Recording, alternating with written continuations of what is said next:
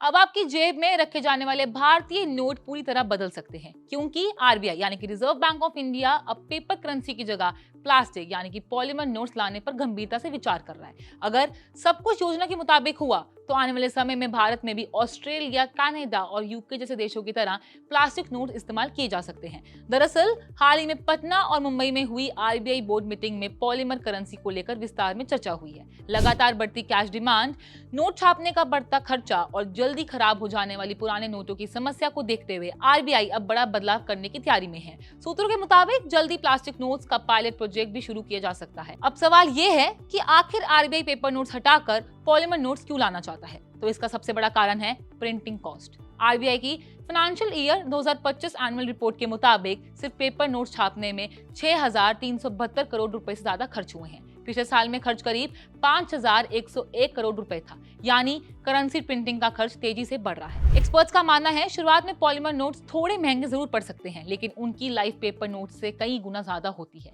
यही वजह है कि लॉन्ग टर्म में आरबीआई का खर्च काफी कम हो सकता है।